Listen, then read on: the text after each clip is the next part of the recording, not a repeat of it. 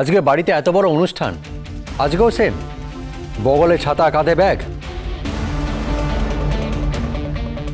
আমার পা কিন্তু খুব হ্যান্ডসাম।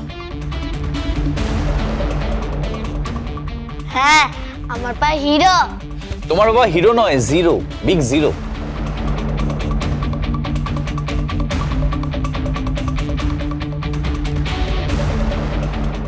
ভানু, আরে বাবা, ইয়ার কি মারলাম, বাড়ির বড় জামাইয়ের সাথে একটু ইয়ার কি মারতে পারবো না?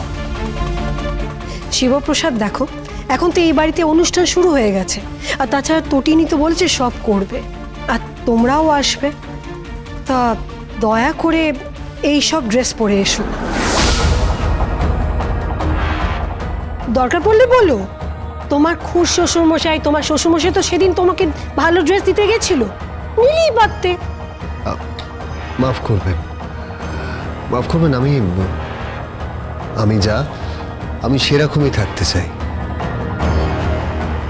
আমার খুব একটা সুটেড বুটেড হয়ে থাকতে পোষায় না।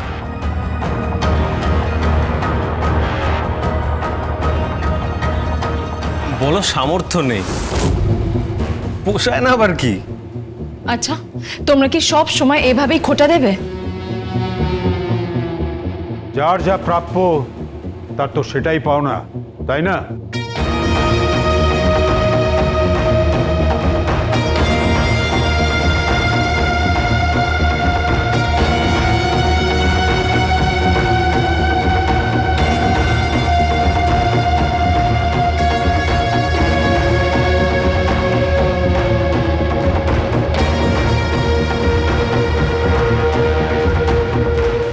তুমি আজকেও এসব শুরু করবে?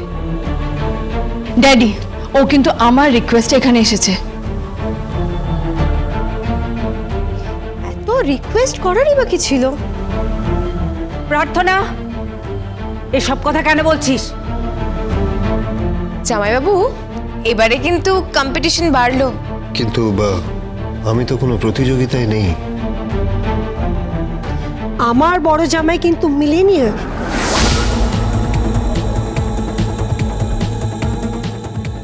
ইয়েস, কোটিপতি। কোটিপতি? ইয়েস, অবশ্য তোমার বাবা কোটি টাকা কখনো চোখেও দেখেনি এবং দেখবেও না। অথচ দেখো, আমাদের বাড়ির সব জামাই কিন্তু একেবারে মিলেনিয়ার, কোটিপতি। এই যে আমাদের বাড়ির ছোট জামাই, কম টাকা রয়েছে নাকি? আর যে জামাই আসছে বিজিত, সেও কিন্তু কোটিপতি ঘরের ছেলে। আসলে একটা কথা সবাই মনে রাখবে, যে বিয়েটা সবসময় হয় সমানে সমানে, পরিবারে পরিবার।